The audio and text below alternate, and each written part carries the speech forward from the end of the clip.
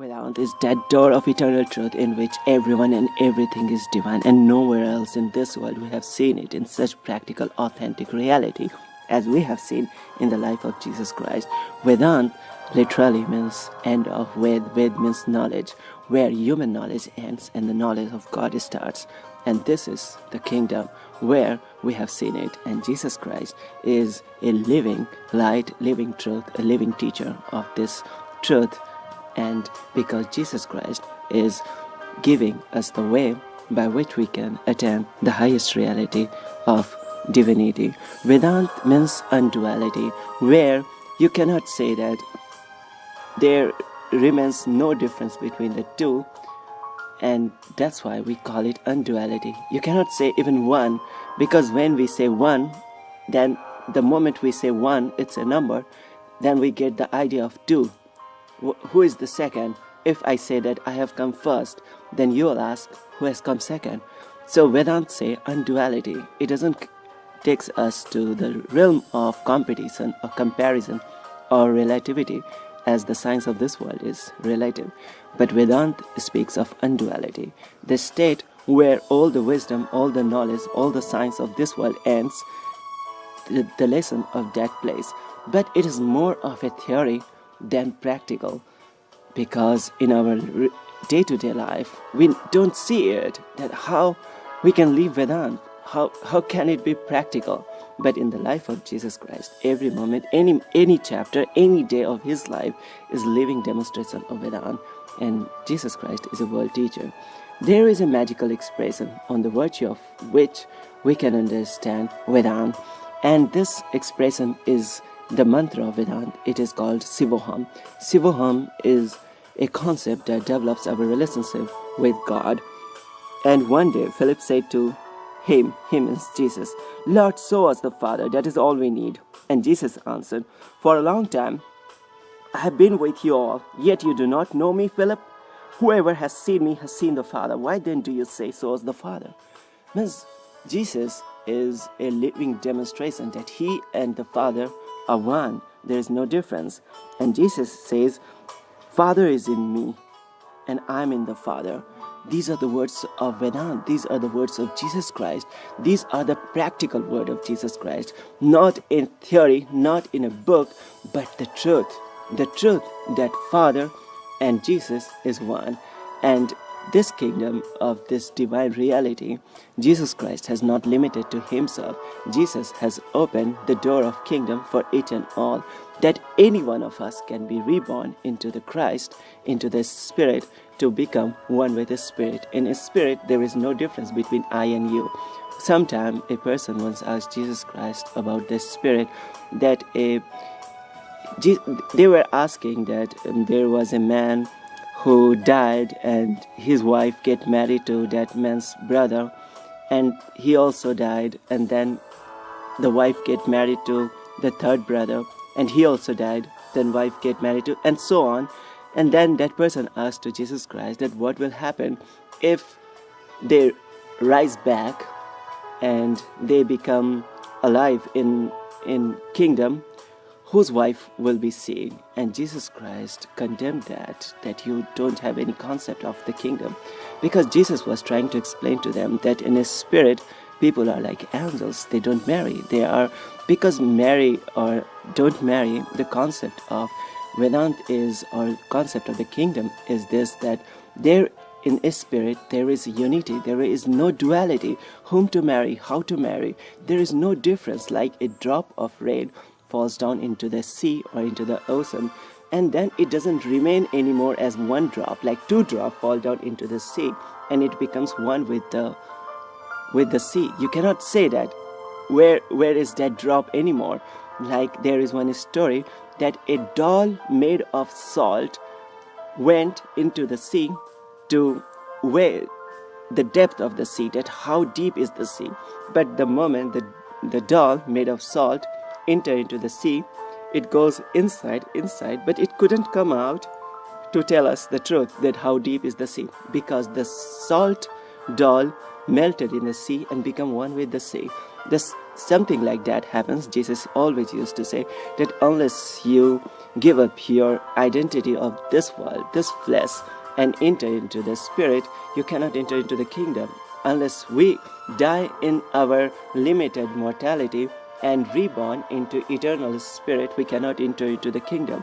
And Jesus Christ is the greatest teacher of this practical reality, because in life of Jesus Christ, through contemplation, his life is in itself a meditation in which we can see in any chapter, any day, any moment of his life leads us to the reality in which we develop the highest relationship or highest truth of our divine identity and the virtue of being in company of Jesus.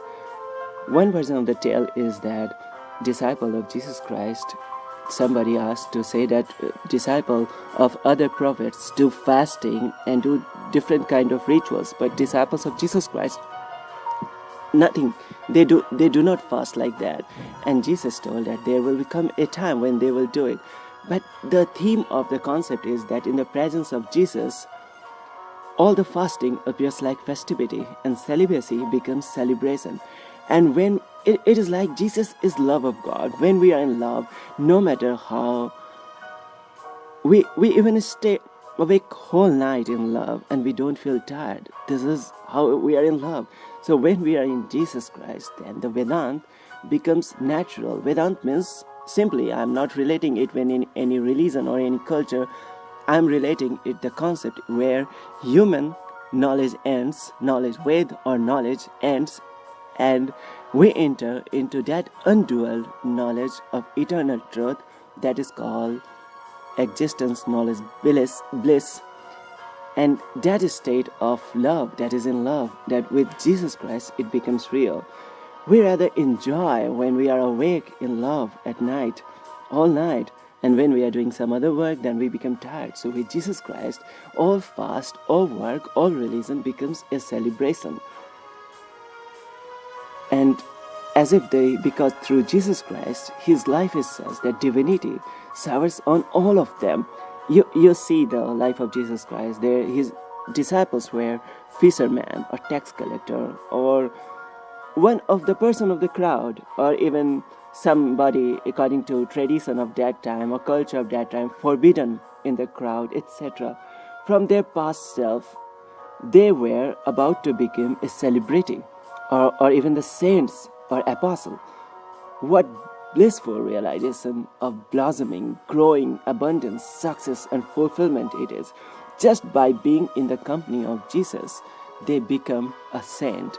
Normal people, they are not meditators. They were not sitting cross-legged under a tree and chanting the mantra, but just living with Jesus Christ. Through the life of Jesus Christ, they transformed into a celebrity. They transformed into divinity. And this is Vedanta, that you become divine, that you decline, you say no to your limited life, and you proclaim your divinity, your eternity. And this proclamation is true through the kingdom, a concept of kingdom, that Jesus Christ is not just giving, but is living. And Jesus Christ is not just teaching the Vedanta, he is saying that he is the way, and he is the truth, and he is the life. And without knowing the way, we cannot enter into the kingdom. We cannot attain that Sivoham state. What is the way by which you can attain that state? Alright, Vedanta has told you that Sivoham is a concept, but how can you attain this? And another is, what is the truth by which you can attain? Because in this world we see, in our day-to-day life, it appears more like a theory than practical. That how can we attain that truth of eternal reality, that we are eternal when we are living in this world? And where is the life that we can feel up to eternity? And this is the life of Jesus Christ that is always challenging our limited life. And Jesus always said that flesh is weak, arise and pray. And he always said that flesh is weak and its human power is of no use. What gives power is God's Spirit. Every moment, any day of Jesus Christ is leading us to our eternal power. A person paralyzed for years arise, awake, and starts to walk. A person who is dead gets back to life. A person who is unable to see starts to see. And in Vedanta it says that God can see even without eyes. So with Jesus Christ we see every concept of Vedanta into reality, every concept of truth into reality. And this meditation, that the life of Jesus Christ is that highest reality in which we enter into spirit. And Jesus every time teaches us that how we attain that spiritual self of ours, and that is the concept of being reborn. When we become reborn into water and spirit, only then we can enter the kingdom. And life of Jesus Christ, the method, the science of Jesus Christ is so beautiful that lead us to that realization of Vedanta. And Jesus himself says that what is the way by which we can reach to that state where Jesus Christ is. And Thomas once said to Jesus Christ, "Lord, we do not know where you are going, so how can we know the way to get there?" And you know what Jesus answered? Jesus answered him, "I am the way, the truth, and the life, and no one goes to the Father except by me." And Jesus Christ has further taught that how we can remain in Jesus and Jesus remains in us. That when we remain in Jesus and when we believe in Him, believing is a very beautiful way of understanding the reality. Many of us who are modern people, we don't accept the concept of believing. Like when we assume something, it also proves some real impact. Like you assume that you have somewhere to go, and you can plan something, and you can assume, like kids assume Santa Claus, and it brings a real joy in the kid. It's not unreal joy. We assume a Santa Claus and it brings a real joy. When our kids are opening the gift and seeing the gift and becoming happy, we know that there is no Santa Claus, and our kids are celebrating it, that wow, I have the gift. And we also become happy, because otherwise it was our assumption that it is we ourselves who have given the gift to the kid. But seeing the joy of kid, it reaches to us. So assumption also brings the joy. And there is other concept of superimposition. Like I'm walking somewhere and I see that there is a snake there. I get scared, and then I see that there is no snake there, but still my heart is feeling the something like this. Like I'm crossing on a road and a car comes so near to me as if it's going to hit me, but the car puts the brake, but still I'm feeling that heartbeat, our rate very high.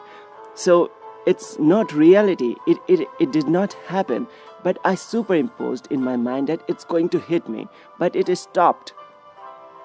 Still I'm feeling it. The same way our feeling brings the real impact, and that's what Jesus Christ has given a great science of all the feeling. The best science, the best feeling that He has bring out is believing. And when we believe, then we also attain that real impact in ourselves. When we believe in it, then we develop the blood of Jesus Christ in it. And there is another concept that is also by which we can grow the flesh of Jesus Christ. It is when we go to Jesus Christ, then our hunger gets satisfied. And this is what Jesus said. Going to Jesus Christ means going through in our way, where we are in our thoughts, in our meditation, in our contemplation. When we go to Him, then we develop the flesh of Jesus Christ. Because when we go to Jesus Christ, then our hunger gets satisfied, all kind of hunger, because all our dreams become fulfilled, because Jesus Himself is the way, is the life, and is the truth, and through which we attain all the success. Like we have seen in the life of the disciples, who were ordinary people. Just on the virtue of being with Jesus Christ, they become celebrity, they become a saint. So in our life also, when we live in the company of a divine person, a divine consciousness, a divine feeling that Jesus Christ is feeling the love, and all the chapter or all the moment of Jesus Christ is like somebody asked for you a coat, then give your shirt also. When we start to live this concept, then we develop then we start to live with Jesus Christ, and this satisfies our hunger, and it brings a real impact in our life also. All feeling brings a real impact, like the feeling, as I have given example just now, that the feeling brings the real impact. The same way, living the life of Jesus Christ also bring the real impact, and we also attain that truth, that what Jesus Christ said, believe me when I say that I'm in the Father and Father is in me. If not, believe because of things I do. Means Jesus is saying that if we are unable to believe this truth, that Jesus is in the Father and Father is in him, then we can believe by doing the things that he is doing. And Jesus Christ is saying that when we believe in the truth, in the word of Jesus Christ, I'm telling you the truth, those who believe in me will do what I do. Yes, they will do even greater things, because I'm going to the Father, and I will do whatever you ask for in my name. So through this method, by believing in him, we do, or at least believing in the work that he has done, or he is doing, the compassion, the love, like he's on the cross and he's saying that, Father, forgive them, for they don't know what they are doing. People who are crucifying him, and he is praying for their forgiveness. So when we start to believe in it, this work of Jesus Christ, when we assimilate and when we live it, this is one of the greatest meditation in itself, and it starts to bring that result that Jesus Christ himself has attained, the identity of the Christ, the identity with the Father, the identity with the relationship in the kingdom, a rebirth. And that's the real meaning of Vedanta for me. I know you know better than me, but I just felt like sharing this prayer in which this truth of being reborn into spirit can be shared. Thank you so much for listening these words with so much of love. I felt gratitude that you have blessed me and sanctified this voice of me by hearing this. May God bless you. May God you attain your aim, spiritual aim, and always my prayers for you. Thank you so much.